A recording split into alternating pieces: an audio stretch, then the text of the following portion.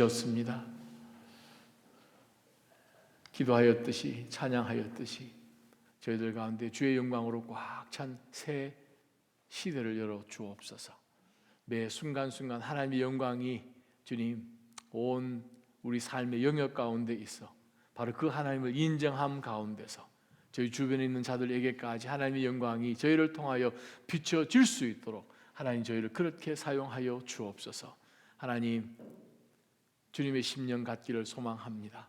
주변에 잃어버린 많은 영혼들을 주여 바라보면서 하나님 그 영혼들을 한 사람 한 사람 저희 마음에 품고 주여 그들을 위하여 간절히 기도하며 그들에게 복음을 증거하는 바로 그것이 주여 우리의 궁극적인 사명 아니겠습니까? 하나님 아버지 이 올해 하나님께서 주신 이 한 해 하나님 매 순간순간마다 주의 놀라운 역사하심과 영혼들이 주님 앞으로 돌아오는 그 일을 위하여 주여 저희가 요긴하게 쓰여지는 한 해가 되게 하여 주옵소서. 돌아볼 때에 하나님 앞에 부끄러움 없는 한 해가 되게 하여 주옵소서. 하나님 더 구하지 못하여서 간구하지 못하여서 잃어버린 것이 없도록 주여 힘을 다하여서 주님 앞에 간구할 때에 하나님 우리가 구하는 것보다도 더 큰 것을 행하시는 바로 그 하나님을 경험해 볼 수 있는 한 해가 되게 하여 주옵소서.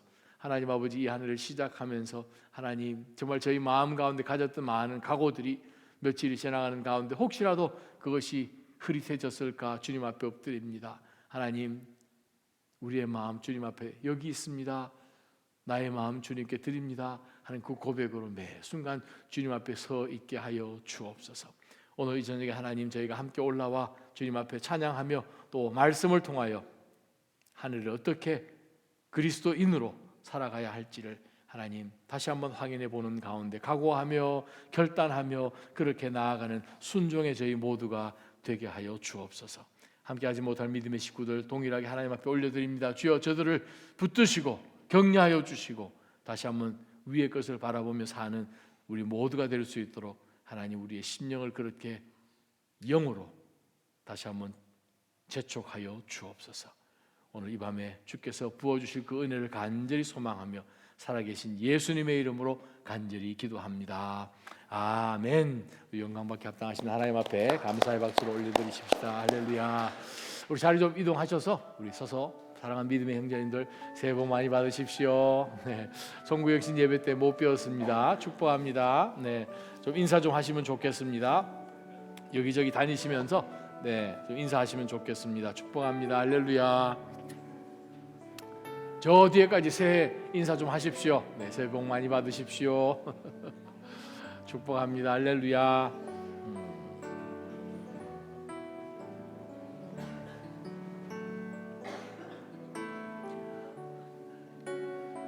감기 걸리신 거예요? 아이고야, 아주 어떡해요.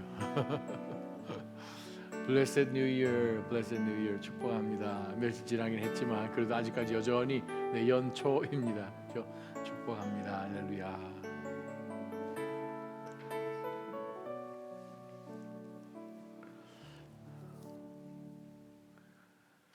해가 바뀌어도 변하지 않는 것이 몇 가지가 있는데 그 중에 정말 변하지 않는 중요한 것이 있죠. 바로 그것은 우리의 정체성입니다.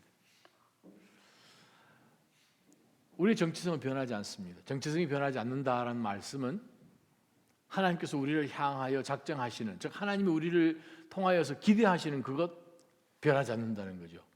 즉 우리의 의무, 우리의 책임, 우리가 감당해야 되는 하나님이 부르신, 또 부르셨기 때문에 우리 가운데 주신 소명과 사명, 그것은 변하지 않는다는 거죠.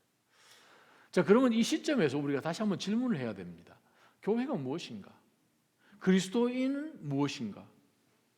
교회의 궁극적인 목적은 물론 성도님들이 믿음 안에서 성장을 하고 또 정말 부흥을 하고 하는 그것, 삶 가운데 놀라운 하나님의 역사가 있고 하나님의 놀라운 기도 응답으로 인하여서 정말 간증들이 만들어지고 그것도 중요한 일들이죠. 궁극적인 것은 교회가 또 교회에 속해 있는 모든 믿음의 지체들이 복음을 들고 나아가는 것입니다. 그것이 삶의 모습 가운데서 전도의 모습으로 등장을 하든 아니면 컬처를 넘어서 나아가는 선교가 되었든. 저는 돌아오는 주일이 아주 익사이트합니다. 1월 첫째 주이기 때문이기도 하거니와 매달 아니 매해 우리가 세월 시작할 때에 1월 첫째 주하고 둘째 주에 저희가 하나님 앞에 하나님 올 이 한 해 가운데 정말 미션 플래지 선교 작정을 하면서 이 올 한 해 가운데 하나님 주시는 그 은혜로 선교사님도 우리 마음에 품고 기도하고 우리가 지원하고 한 해 동안 정말 힘을 다하여서 정말 내 마음을 그곳에 떨어 놓는 것 같은 그런 마음으로 함께 우리가 으쌰으쌰하는 바로 그 시간 아주 기대가 됩니다. 여러분 기대가 안 되십니까?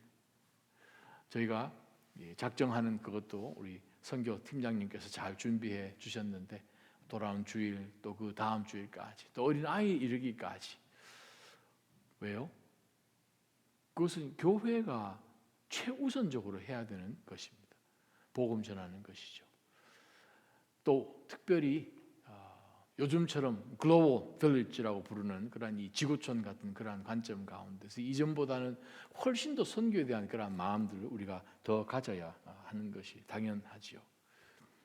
우리가 전도하고 선교하는 즉 예수 그리스도의 제자로 산다라는 그 의미가 사실 요즘은 좀 많이 요즘 특별히 우리가 요한복음을 지금 묵상하고 있고 내일 아침 묵상할 본문을 보게 되면 예수님께서 제자들을 부르시는데 예수님께서 그 부르심에 응답하여 나오는 즉 그리스도의 사람이 되어서 간다라는 그 부르심 제자라는 그 의미가 사실은 뜻이 원뜻이 증인이라는 뜻이에요. 증인. 근데 그보다도 원래 더 깊이 들어가는 그 증인이라는 뜻은 순교한다라는 뜻입니다. 주님께서 우리를 부르셨습니다. 2차 대전 때에 독일에서 정말 복음을 들고 서 있었던 정말 하나님 앞에서의 그 복음을 놓치지 않기 위하여서 정말 현장의 이슬로 정말 사라졌던 본헤프 목사님이 그 얘기하시죠. 예수님이 우리를 부르신 이유는 한 가지입니다. 죽으라고 부르셨다는 거예요. 죽음으로 우리를 부르셨다는 거예요. 물론 우리가 그 당시 시대처럼 정말 다 순교하지는 않지만 순교하면서 증언을 하든 살면서 증언을 하든 우리는 증인으로 부름을 받았다는 사실이죠. 그런데 우리가 그 복음을 증거하려면 사실 내 삶이 급하고 내가 중심이 되고 내가 생각하는 것이 최우선이 되고 내가 먼저 해야 될 것, 챙겨야 될 이것을 먼저 챙김에 있어서는 사실 복음 전하는 것이 거의 불가능하죠. 불편해야 되니까.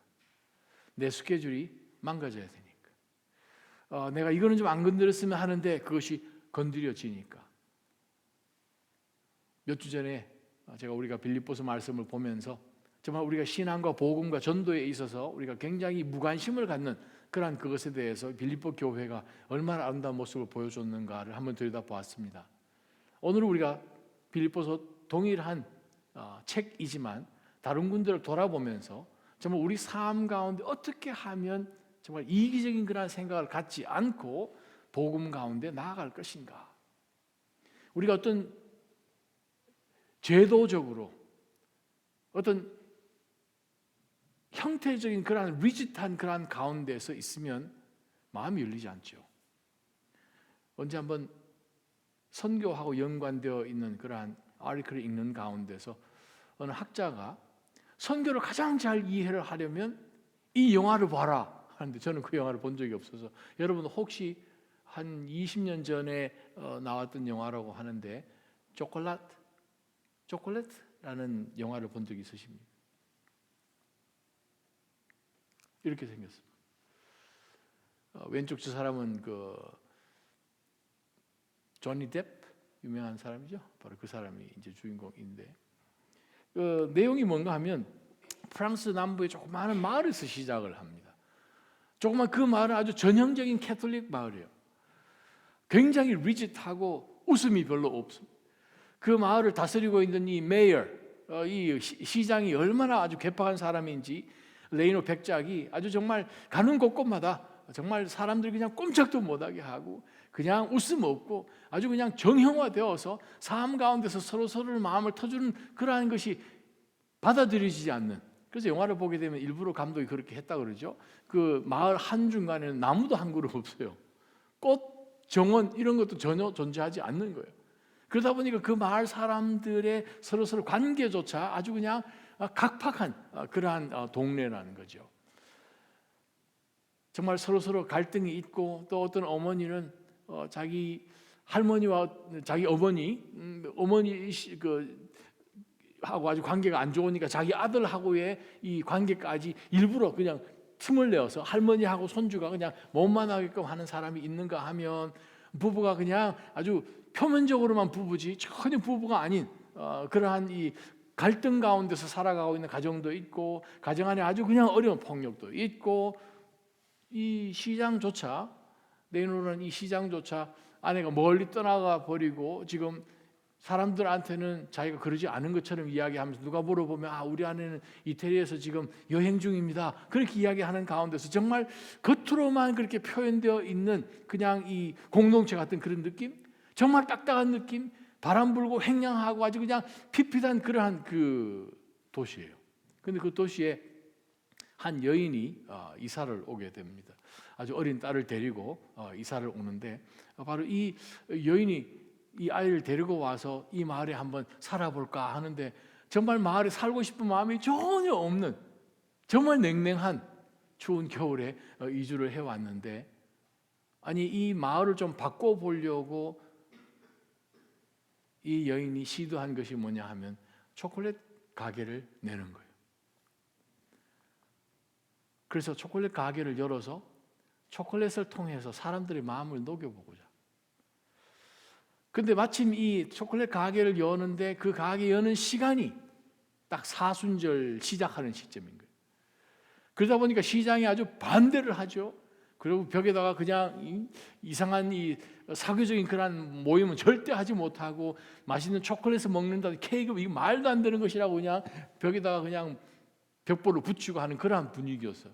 그래도 이 여인은 전혀 상관하지 않고 초콜릿 가게를 조그맣게 열어서 지나가는 사람들에게 초콜릿을 전하면서 사람들을 끌어오는 거예요. 이 광경을 선교학자들이 보면서 이렇게 얘기를 해요. 마을 한복판에 있는 저 교회, 아무것도 하지 않고 가만히 있는 가운데서 사람들을 끌어오는, 억지로 끌어오는 그러한 교회의 모습이라고 한다면, 바로 이 아가씨는, 초콜릿 가게는 성육신 하신 그리스도의 모습 같다, 그렇게 표현했다는 거예요. 그러면서 설명하기를, 마치 예수님께서 이 땅에 오셔서 세리들과 죄인들과 어울려서 그냥 주거니 받거니 하는 가운데서, 어울리는 가운데서 마음이 열고 그들이 무슨 필요가 있는 것을 깨닫고, 그들로 하여금 이러이러한 필요가 하나님으로 통하여서 자신에게 넘겨질 수 있다는 그것을 보게끔 하는 아름다운 관계, 바로 이 여인도 마찬가지 초콜릿 가게를 열므로 인하여서 사람들이 그곳에 초콜릿을 냄새 맡고 들어오기는 하는데, 이 여인은 초콜릿 파는 건 상관이 없고 사람들을 만나고 이야기를 트고 마치 사랑방처럼 초콜릿 가게를 열기 시작한 거예요. 그래서 사람들이 이곳에 와서 초콜릿을 통해서 처방을 받는 거예요. 부부관계가 아주 힘들어하는 사람들에게 어떤 칠리 초콜릿을 줘서 그 두 사람이 아주 그냥 분위기가 좋아진다든가 하는 그러한 것으로 인해서 가정들을 회복시켜주는, 그래서 사람들 이곳에 오기만 하면 사람들 바뀌고 급기야는 이 여인에게 와서 정말 남편에게 어려움을 당했던 여인이 마치 제자 훈련을 받는 것처럼 초콜릿 만드는 것을 배워서 그 가정이 변화되는 이야기가 끝입니다. 어떻게 보면 좀 무슨 저런 영화가, 바로 이것이 어떻게 보면 우리가 신앙생활을 해야 되는 그러한 모습일지 몰라요. 우리가 전도한다 할 때에 내 삶 가운데서 바운더리를 하고, 이 사람이 어떤 선교지가 내 속에 들어오지 않고 그냥 적당한 거리를 두면서 그냥 표면적으로만 연결되어서 복음 전하는 그런 모습이 아니라 정말 열정적으로 그 사람 속에 들어가는 거죠. 보통 우리가 sympathy라는 표현도 쓰잖아요. 동정심을 갖는 거. 혹은 그 사람의 감정에 이입하는 거, empathy라는 표현도 쓰는데, 선교지에서 쓰는 용어가 또 하나 있습니다. interprethy. 외부에 있는 사람이 어떤 상황 속에서 들어와서 그 상황 속에 있는 사람들의 모든 상황들을 이해를 하고 그 사람들을 다 바깥에 어떤 세계가 있음을 보여주면서 그들에게 회복이 되게끔 하는, 그렇게 들어가서 그 사람들의 마음을 위로해주는, 바로 그것이 선교적인 그러한 마음이라는 거예요. 여러분, 우리가 생각해 봐야 될 것은 빌립보 교회입니다. 이 교회는 정말 너무나 작은 교회예요. 바울 사도가 가서 복음 그냥 강가에 전한 것으로 인하여 가정 예배 시작하듯 가정 교회를 시작한 교회예요. 근데 불과 몇 년도 되지 않은 상황 속에서 이 교회가 바울 사도와 연결이 되어서 하나님의 마음으로 온 세상을, 로마 제국을 품고 있는 모습을 우리가 빌립보서를 통해서 본다는 사실입니다.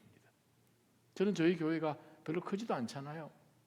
그럼에도 불구하고 참 감사한 것은 지난 오랫동안 9군데나 되는 선교지를 하나님께서 정말 신실하게 섬기게 하셨고, 정말 힘을 다하여서 저희 교회가 서포트하고 기도하고 하게 한 것, 그건 너무나 감사해요. 또 LA에서 도심 사역하는 그 목사님은 이제 은퇴를 하셔서 바로 거기에 이제 서포트하는 것이 이번 2025년부터는 또 하나님 은혜 가운데로 또 선하게 저희들 가운데 인도되어진 지금 IT 난민들을 위해서 의료 사역과 또 교육 사역을 하고 계시는 김성은 선교사님, 지금 도미니카 끝부분에서 지금 사역하고 계신데, 그분을 우리가 또 다시 영입하여서 또 서포트를 하게 됩니다. 정말 기대가 아주 커요. 어느 한 선교사님이 팬데믹 끝쯤 되어서 통화를 하는 가운데 아주 울먹울먹 하시면서 이 말씀하셨어요. 목사님 아십니까? 팬데믹 끝쯤 되니까 정말 많은 교회에서 선교 서포트하는 거 다 스탑했습니다. 그런데 낮아진 교회는 변함이 없으시네요. 그 얘기하셨어요.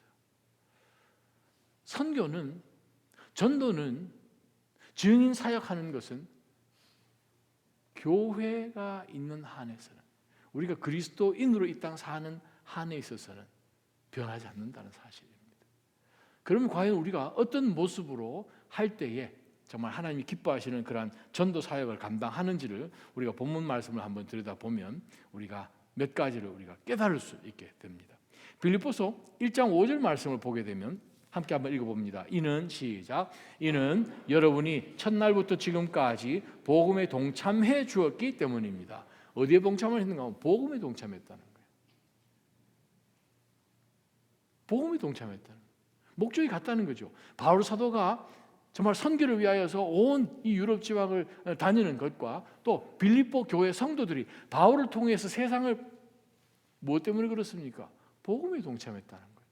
우리가 어느 한 지역에 있든 선교지로 나가 있든 복음에 동참했을 때에 복음에 동참했다라는 그 한 이슈 밑에 보내는 사람이나 보냄을 받은 사람이나 함께 동요하는 거거든요. 저는 우리는 2025년을 다시 한번 생각해 보면서 특별히 돌아오는 주일날 2주 동안 저희가 미션 플레이를 하는 가운데서 정말 내가 복음에 동참한다 하는 그것이 흐려지지 않기를 간절히 소망합니다. 그거 외에 다른 거 없잖아요.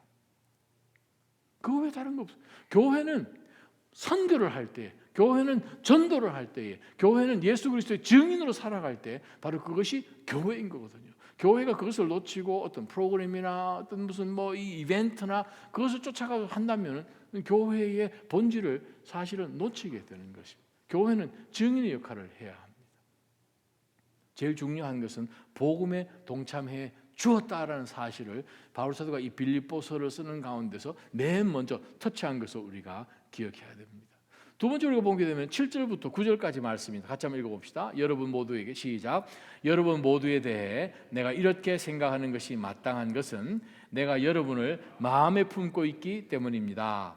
이는 내가 사슬에 매었을 때나 복음을 변호하고 확증할 때나 여러분 모두가 나와 함께 은혜에 동참한 사람들이 되었기 때문입니다. 내가 그리스도 예수의 마음으로 여러분 모두를 얼마나 사모하는지 하나님께서 내 증인이십니다. 나는 여러분의 사랑이 지혜와 모든 총명으로 더욱 풍성하게 되기를 소망합니다. 기도하는 모습이잖아요. 지금 자신을 서포트하고 있는 마치 파송 교회 같은 그런 느낌으로 지금 이 빌립보 교회가 바울 사도와 연결이 되어서 지금 바울 사도가 지금 3차 전도 여행까지 다 마치고 그리고 지금 로마로 가는 가운데서 지금 체포되어서 지금 가택 연금 상황 속에 갇혀 있는 바로 그러한 시점이었지만 그때까지 바울 사도와 이 빌립보 교회가 함께 연결이 되어서 바울이 지금 비록 예전처럼 다니면서 복음을 전할 수는 없지만 사슬 매었을 때나 그 이전에 그가 해왔을 때나 은혜에 동참한 믿음의 성도들인 것을 바울도 분명히 알고 있음을 우리가 보게 됩니다. 무엇이 그들을 엮어줍니까? 사랑이요. 사랑이요. 하나님으로부터 우리가 받은 그 사랑이요. 그 사랑을 전달해 주었으니까 빌립보 교회들이 그 사랑을 받았잖아요. 그 사랑을 받고 보니까 이게 얼마나 큰 은혜인지요. 우리가 예수 그리스도를 통해서 구원받은 이것은 하나님께서 우리를 불러주시지 않으면 우리가 구원받을 재간이 없음을 우리가 요즘 요한복음을 묵상하면서 다시 한번 깨닫잖아요. 정말 구원받는 것은 하나님의 놀라운 은혜입니다. 말로 표현할 수 없는 은혜입니다. 바로 그 은혜를 우리가 잊고 보면 우리는 이 사랑을 전하지 않을 수가 없는 거예요. 그래서 바울 사도가 서로 연결되어서 이 은혜에 동참한 사람들이 되었으니 정말 얼마나 감사한지 모르겠습니다. 감옥에서도 지금 옥중 수신이니까 빌립보 성도들에게 보낸 편지를 여러분 보십시오. 우리가 여기서 한번 생각해 보면서 정말 이 다른 언어, 다른 이 풍습, 정말 모든 것이 정말 색다른 바로 그곳에서 사역하고 계시는 선교사님들이 혹은 우리도 알지 못하는 그런 분들이 정말 어떻게 지금 사역하고 있는지 그 마음을 다시 한번 우리가 복음에 빚진 우리도 동일하게 사랑을 입었는데 나는 왜 저분들처럼 사랑을 더 적극적으로 표현하고 있지 않지 하는 그러한 생각을 우리가 하면서 우리가 내가 있는 자리에서부터 무엇을 하면 내가 하나님께서 우리 가운데 주신 이 사랑을 표현할 수 있단 말인가 하는 그러한 마음으로 우리가 우리 마음을 돌려야 돼요. 그렇지 않으면 우리 신앙은 내 중심이 될 수밖에 없죠. 모든 것이 내 중심으로 내가 먼저 나의 모든 어젠다들을 정해놓고 이것이 다 오케이 되면 돌아보는 것이라면 전도받을 사람이 없을 것입니다. 모든 그리스도인이 그렇게 산다면.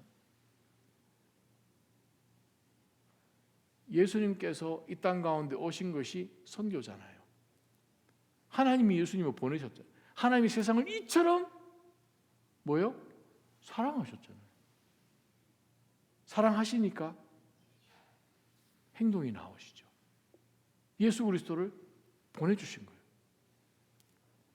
우리가 영혼을 사랑하면 하나님께서 우리가 사랑해 주신 그것에 너무나 감격해서 주변에 있는 잃어버린 영혼들을 사랑하게 될 때에는 우리가 가든지 우리가 보내는 두 가지 옵션밖에 없습니다. 중간적인 회색지대 같은 데서 계속 머물러 있는 신앙이 존재할 수가 없다는 거죠. 그렇지 않으면 라오디게아 교회처럼 혼나겠죠. 우리는 괜찮다고. 우리는 다 풍족하다고. 그런데 진짜 풍족은 무엇입니까? 영혼을 낳는 거죠. 잃어버린 영혼들을 찾아서 그들이 찾아짐을 당하는 것. 왜? 온 세상보다도 더 귀한 것이, 천하보다 귀한 것이 생명인데 바로 그것을 찾는다는 그 감격. 김성원 선교사님이 그런 말씀을 하신다고 했었어요. 한번 잠깐 방문을 한 그 IT 아이들의 눈을 보면서 딱 눈을 보는 순간 저건 흑진주네. 값을 치를 수 없는 저 반짝반짝거리는 저 흑진주 저거 어떡하지? 그리고 한국으로 돌아가셨는데 그것이 계속 그래. 돈을 주고도 못 사는 흑진주라면 남은 생애를 하나님 앞에 내어드리고 내가 저 흑진주를 갖고야 말겠다. 두 분이 다 의사신데 다 모두 다 내려놓고 그냥 선교사로 가셔서 지금까지 사역을 하고 계십니다. 세상이 참 좁은 것은 스티브 킴 선교사님, 탈북 선교 사역하시는 선교사님 하고 이제 이런저런 전화도 하시다가 전화도 하고 카톡도 하고 하다가 전화 통화하는데 그래서 이번에 저희가 또 한 분을 영입하게 됐습니다 하고 이런저런 얘기를 쭉 하는데 세상이 좁은 거. 그분은요 저희 아파트 같이 사시는 분이에요. 저는 스티브 킴 선교사님하고 이야기하는데 김성원 선교사님이 같은 아파트 사신대요. 그러면서 그분들이 처음에 도미니카 왔을 때부터 저는 압니다. 얼마나 은혜예요. 정말 우연인 것 같은데 그게 은혜죠. 그래요. 은혜는 또 은혜 받은 사람이 압니다. 은혜 받은 사람이. 사랑하는 나자님 성도 여러분, 바로 이 빌립보 교회와 바울 사도의 그 연결되어 있는 바로 그것이 정말 넘치는 하나님으로부터의 사랑을 먼저 받았기 때문에 그 사랑을 어떻게 했든지 갚아야 되겠다 하는 그러한 모습으로 등장하는 것이 내 중심 삶이 아니라 복음 중심의 삶인 것을 우리는 본문을 통해서 또 발견합니다. 자, 그러한 사랑으로 우리가 그러한 사람들을 서포트할 때는 무엇을 서포트하는 것이 가장 중요한가? 1장 19절에 보게 되면 바울은 이렇게 이야기합니다. 나는 여러분의 간구와 예수 그리스도의 영의 도우심으로, 두 가지가 지금 같이 나옵니다. 우리가 기도할 때에 성령의 도우심을 쫓아서 예수 그리스도의 이름으로 하나님 아버지께 기도합니다. 기도는 영적인 교감이지요. 자, 빌립보 교회 성도들이 바울 사도를 위하여서 간구 구체적으로 기도하는 가운데서 바로 그것을 성령 하나님께서 도와주셔서 이 모든 것 가운데 응답해 주심으로 어느 순간이 되게 되면 하나님께서 나를 풀어주신다 하는 그것을 깨달을 정도로 구체적으로 기도했다는 사실을 우리가 알게 됩니다. 우리 셀에서는 선교사님들과 같이 매칭이 되어 있습니다. 여러분께서 각 셀에서 예배를 드리시고 또 선교사님들에 대해서 우리가 중보기도를 하고 할 때에 구체적으로 어떤 상황들이 벌어지고 있는지를 아셔야 되죠. 알기 위해서는 정보를 받아야겠죠. 정보를 받기 위해서는 그 선교사님과 그래요, 일주일에 한두 번씩은 연결을 하셔야 됩니다. 연결하셔야 돼요. 저는 9분이나 되니까 다 하지는 못하지만 최소 일주일에 한 두세 분하고는 통화를 하든지 카톡을 하든지 늘 합니다. 실시간적으로 다 알고 있습니다. 그 목사 일이 아니죠. 그리스도인들의 일, 우리 교회의 일, 우리 모두의 일이라는 거죠. 그래서 지금 이 빌립보 교회 성도들이 바울 사도가 지금 처해진 상황 가운데서 어떻게 간구를 해야 되는지 구체적으로 간구, 우리가 2025년 바로 요 단어잖아요. 간구, supplication이라는 단어로 번역된 것이 바로 요 단어거든요. 그냥 둥글부리하고 기도하는 것이 아니고 구체적으로 쪽집게처럼 기도하는 거예요. 간구하는 거예요. 스페시픽하게 기도하는 거예요. 바로 그것을 통하여서 바울 사도가 얼마나 큰 위로를 받고 정말 이 힘이 되었겠습니까? 담대하게 기도하시기 바랍니다. 참 전 세계에서 우리가 선교라고 이야기할 때 사실 신학교 들어가서 선교학을 이제 강의도 또 이제 듣고 막 해야 되는데 선교학 할 때에 빠지지 않는 제일 첫 번째 읽어야 되는 교과서 중에 하나가 뭐냐면 윌리엄 캐리의 일대기입니다. 윌리엄 캐리가 누군가? 미국이 뭐 1716년이니까 뭐 미국이 이제 탄생해서 뭐 거의 유아기도 지나지 않았을 때죠. 1700년 후반에 영국에서 서인도 제도, 인도를 한번 방문을 해보고 난 다음에 하나님이 이 금광을 캐게 하셨다. 내가 저기 가서 금광을 캐리라 해가지고 그 젊은 정말 혈기왕성한 그 청년을 하나님이 그곳에 보내셔서 40년을 캘커타 중심에 해서 선교 활동한 것이 현대 아니면 근대 선교의 시작입니다. 윌리엄 캐리 때문에. 그 윌리엄 캐리의 그 놀라운 그 선교 사역 가운데서 정말 핵심되는 것이 뭔가 하면 그 사람을 서포트하는 세 분의 놀라운 믿음의 사람들이 있었다는 것입니다. 수틀리프, 라릴랜드, 풀러라는 세 분이 있었대요. 근데 이 세 분들이 늘 기억한 게 뭐냐 하면은 맞아, 당신이 교회 앞에서 하나님 앞에 헌신을 하고 선교사로 가겠습니다 했을 때에 우리는 다 눈을 동그랗게 뜨고 당신을 봤는데 당신이 우리에게 한 말에 저희가 가슴이 쿡 찔렸습니다. 그 말이 뭔가 하면 제가 그곳에 가서 하나님이 주신 그 금광을 캐겠습니다. 제가 열정을 갖고 캐야 되겠습니다. 여러분 다 못 가시잖아요. 제가 가겠습니다.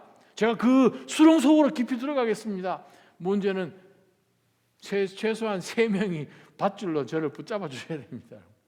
제가 내려갈 테니까 밧줄로 잡아달라는 거예요. 그 3명이 제가 한번 해보겠습니다 하는 가운데 그 3명이 자원을 하고 그 사람을 밧줄로 붙드는 것처럼 끝까지 서포트하고 기도하는 것을 놓치지 않은, 바로 그 얼마나 아름다운 관계입니까? 근데 그 윌리엄 캐리가 그 선교를 40년 동안, 그 전에 정말 선교를 교회적인 차원에서 이렇게 해본 적이 없는데, 바로 이 현대 선교학의 아버지라고 불릴 만한 윌리엄 캐리가 정말 크게 늘 외쳤던 말씀이 있습니다. 그게 뭐냐면 Expect great things from God. 하나님으로부터 굉장한 것을 기대하십시오. 그 다음에 Attempt great things for God. 그게 그분의 모토였습니다. 40년 동안의 모토. 수백 년이 지나서 지금까지도 우리가 그 메시지를 듣습니다. 바로 이것이죠. 기도를 통해서 하나님 이 지역과 특별히 여러분 그 셀 가운데 연결되어지면 바로 그 선교지를 위하여서 하나님 앞에 간절히 기도하는 가운데, 하나님, 제가 이 선교사님을 통해서 우리가 함께 기도하는 가운데 정말 하나님으로부터 아주 굉장한 것을, 아주 위대한 것을 익스펙트 해보겠습니다. 그것을 위해서 저희가 어떻게 어템pt 해보면 되겠습니까? 하는 바로 그거. 그렇게 되면 놀라운 하나님의 일이 일어나겠죠. 바로 그것이 바울 사도를 통해서 오늘 발견하게 되는 놀라운 이 기도의 중요성을 보게 됩니다. 그 다음에 1장 27절 한번 보시면, 이제 27절 같이 읽습니다. 여러분은 시작. 여러분은 그리스도의 복음에 합당한 생활을 하십시오. 이것은 내가 가서 여러분을 보든지 떠나 있든지 여러분이 한 성령 안에 굳건히 서서 한 마음으로 복음 안에서의 믿음 생활을 위해 함께 달려 나아간다는 소식을 듣기 위함입니다. 정말 중요합니다. 선교지를 서포트할 때에 기도든 물질이든 마음이든 교회가 하나 되는 것이 정말 중요합니다. 기도해주고 서포트하는 그 교회가 흔들흔들하게 되면 선교사님이 흔들흔들, 선교지 사역이 흔들흔들. 그래서 바울 사도가 지금 감옥 안에 있으면서 선교하는 가운데서 이 상황이 벌어져서 지금 고초를 당하고 있는데, 바울이 지금 보기를 원하는 건 딱 한 가지잖아요. 27절을 보니까 하나 되게 해야지. 하나 되게. 여러분은 그리스도의 복음에 합당한 생활이 뭔가 하면, 복음이 막히지 않게 위하여서 신앙생활을 한다는 것이 뭔가 하면, 이것은 내가 가서 여러분을 보든지 떠나 있든지 딱 한 가지 보고 싶은 것이 바로 이것입니다. 여러분이 정말 복음에 맞게 산다는 것은 바로 이것일 것입니다 라고 이야기하는 것이 뭐냐면, 한 성령 안에서 굳건히 서고 한 마음으로 복음 안에서의 믿음 생활을 위해 함께 달려가요. 이 말씀 보게 되면 마치 요한복음 17장 보는 것 같지 않으세요? 예수 그리스도께서 겟세마네 동산에서 기도할 때에 정말 제자들을 위하여, 또 그들 말씀을 통하여서 나중에 믿게 될 그 교회, 저와 여러분을 기억하면서 기도하신 거겠죠. 하나 되게 하는 거예요. 그래서 우리가 교회가 하나 되는 것이 필요한 것은 복음이 막히지 않고 전도가 막히지 않고 선교가 막히지 않게 하기 위해서 우리는 한 마음을 품는 것이 얼마나 중요한지 모릅니다. 다양한 마음 얼마든지 있을 수 있어요. 그러나 제일 큰 것은 무엇입니까? 바로 복음이요. 내가 지금 이 마음 품는 것이 복음보다도 중요한가? 그게 우리가 비추어 볼 때에 내 생각 다를 수 있어요. 얼마든지 달라요. 정상이지. 안 다르면 그게 병원 가야 되죠. 다 달라요. 그러나 그것이 복음 밑에서 내가 감당할 것은 무엇인가, 함께 동참하여서 함께 나아갈 수 있는 바로 그것만 놓치지 않으면, 그래요. 어떤 분들은 이런 사역에, 어떤 분은 저런 사역에, 선교지도 마찬가지죠. 얼마든지 다양할 수 있다는 거예요.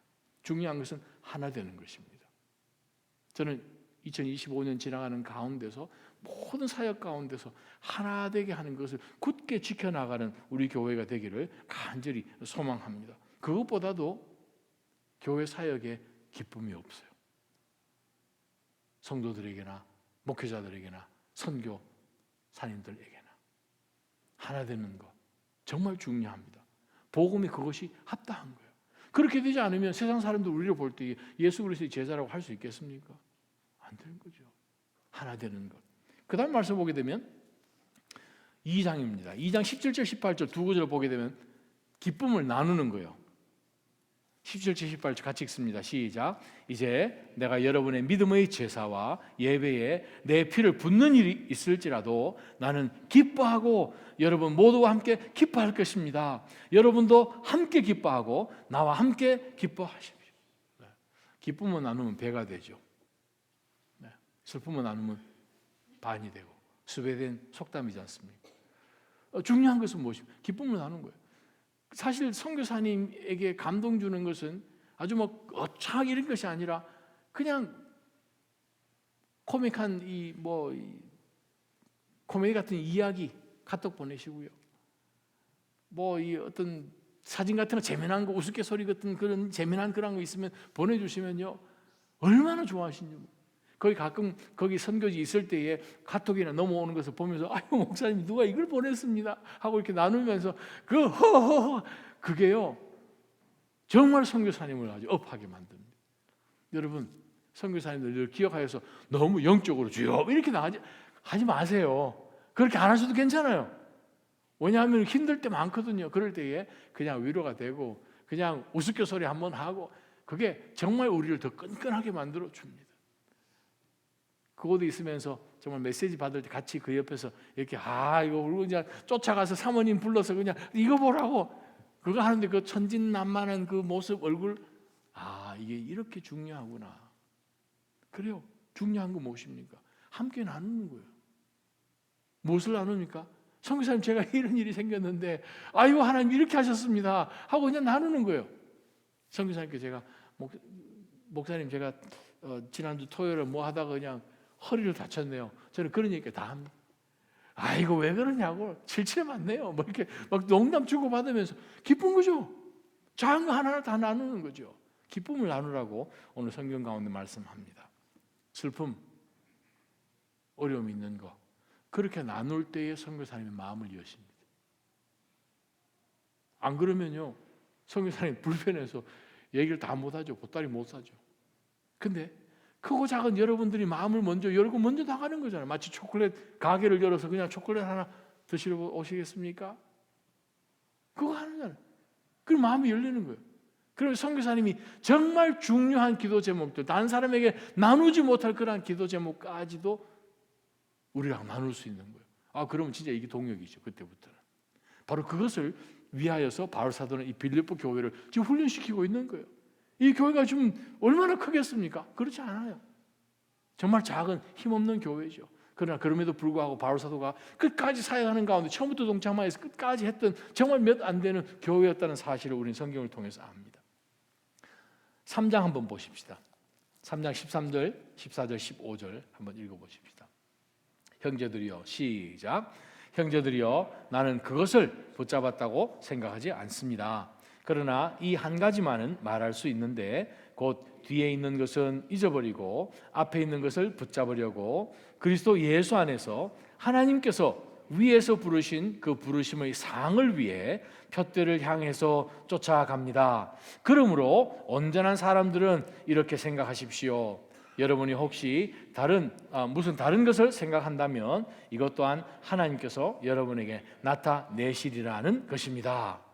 하나님 이렇게 인도하시든 저렇게 인도하시든 하나님 알아서 하시겠지 하는 긍정적인 마음이요. 때로는 선교사님께서 혹은 여러분의 우리 공동체 가운데서 어떻게 전도를 하든지 하는 가운데서 크고 작은 일 가운데 마음이 힘들어하는 그런 분들이 얼마든지 생길 수 있습니다. 염려하는 가운데서 이야기 나눌 수 있습니다. 그런데 우리가 염려할 이유가 전혀 없는 것은 하나님 이것을 아시는가 모르시는가? 그 질문해 보면 알죠. 당연히 하나님 아시죠. 하나님 허락하셨나? 당연히 하나님 허락하신 가운데서 일어난 일이겠죠. 당연히. 자, 그런 가운데서 우리가 하나님께서는 수가 많으신 분인데 이 상황을 바꾸어서 더 좋게도 하시겠지요 하는 가운데서 하나님 앞에 모든 것을 의탁을 하고 때로는 사역 가운데서 마음이 좀 다운되는 선교사님들 혹은 신앙생활에 해당하는 공동체 안에서 지체들 가운데 어떤 상황을 통하여서 마음이 좀 다운되는 자들에게 저도 그랬습니다. 근데 하나님께서 알아서 하시죠. 그냥 우리 한번 그거 잊어버립시다. 뒤에 매이지 않는 거죠. 우리가 가끔 이 본문을 송구영신 예배 때 같은 경우에 우리 설교 많이 하는 본문이기도 하지 않습니까? 우리가 뒤에 거를 놓을 수 있는 이유는 잊어버려도 그냥 앞으로 전진해 나갈 수 있는 이유는 우리의 마음 하나님 아십니다. 그리고 하나님은 우리 마음 가운데서 이 일이 계속해서 우리 삶 가운데 하나님이 얼마든지 역사하셔서 이것이 앞으로 일어날 그 일까지 어떻게 영향을 미치게끔 역사하실 분이시고, 이것을 통해서 연결된 사람을 나중에 만나게 하시는 그러한 기가 막힌 수를 가지신 하나님이신 것을 알기 때문에 우리 그리스도인들은 세상 살아가고 있는 어떤 사람들하고 다르게 긍정적인 사람이 될 수밖에 없습니다. 왜요? 하나님이 긍정적이신 분이시잖아요. 이 말씀 우리가 이사야서에도 43장이죠. 이사야서에도 나오는 말씀이죠. 뒤에 것을 생각하지 마라. 새 일을 행하시는 하나님. 하나님께서 얼마나 놀랍게 이스라엘 백성들을 역사해 주시고 구원해 주시고 기적을 베풀어 주셨습니다. 여러분 그거 아십니까? 신학적으로 이게 맞는 말씀입니다. 하나님은 하셨던 일을 다시는 안 하십니다. 반복하지 않으십니다. 똑같은 일을. 왜요? 하나님이시기 때문에. 항상 크리에이티브 하십니다. 항상 수가 많으신 하나님이십니다. 똑같은 일들을 계속해서 반복하시는 분이 아니라 하나님께서 이러한 놀라운 일들을 하셨는데 너는 계속 뒤를 쳐다보면서 하나님 어떻게 하나님이 우리가 원하는 그 박스 속에 들어가 계시는 분이십니까? No! 하나님은 절대 우리가 하나님을 컨파인 할 수 없죠. 바로 그 하나님을 기대할 때 아유 하나님께서 알아서 하시겠지 뭐, 우리를 하여금 또 다른 하나님을 보게끔 하시겠지 뭐 하는 가운데서 마치 아브라함과 이삭과 야곱의 그 족장들이 만났던 그 하나님이 각각 다른 모습의 하나님 것처럼 느껴져서 그 하나님을 다른 이름으로 불렀던 것처럼 우리 삶 가운데 서는 것을 경험해 보는 거죠. 2025년인데 바로 그러한 가운데서 여러분 하나님이 계시기 때문에 우리 마음 가운데 절망하지 않고 항상 긍정적인 마음으로 그렇게 앞으로 나아가시기를 주님의 이름으로 축원합니다. 부르신 분이 하나님이십니다. 2025년도로 우리를 불러주신 이가 하나님이십니다. 어떤 책에 이런 얘기가 있더라고요. 우리가 오늘 감사하는 이유는 억만금을 갖고도 살 수 없어서 어제 인생으로 끝난 사람이 꼭 보기를 원했던 이 하루를 우리는 지금 살고 있기 때문에. 그 말씀 제가 듣고 찡했어요. 진짜 맞는 말 같지 않아요? 우리는 그냥 아침에 일어나서 하루가 근데 어떤 사람은 하루만 내가 더 살기 위해서는 내가 모든 전 재산을 주겠다라고 할 정도로 생 끝부분에 있었던 사람을 볼 수 없었던 그 하루를 우리는 지금 가졌다. 그렇다면 바로 그것이 계속 연결이 되는 가운데서 우리가 이것이 익숙해지면 정말 우리는 복을 놓치는 거예요. 감사를 놓치게 되는 거죠. 그런데 이 하루는 누구에게는 이건 값을 치르고도 살 수 없었던 그 하루였다는 사실을 우리가 기억한다면 우리는 이 하루 동안에 하나님이 열어주셨으니 뭔가 하시겠지 하는 가운데서 긍정적인 마인드셋을 가지고 앞으로 나가는 거죠. 왜? 하나님 우리를 부르셨어요. 또 감사한 것을 15절을 보게 되면 14절을 보게 되면 부름의 상 주시려고 지금 부르셨다는 사실이잖아요. 그럼 우리가 믿음 가운데서 복음에 합당한 생활을 해나가게 되면 결국 그 부르심의 상으로 연결되는 것을 바울 사도가 이야기해 줍니다. 마지막으로 4장으로 넘어가게 되면 선교사님들과 여러 복음을 증거하는 전도자들을 위하여서 우리가 어떻게 해야 되는지가 또 말씀 나오는데 우리가 4장 10절 말씀 한번 읽어봅니다. 내가 주 안에서 시작. 내가 주 안에서 크게 기뻐하는 것은 여러분이 나를 위해 생각하던 것이 이미 싹이 났기 때문입니다. 이에 대해 여러분이 관심은 있었지만 표현할 기회가 없었습니다. 또 14절, 15절, 16절입니다. 시작. 여러분이 내 환난에 함께 참여했으니 잘했습니다.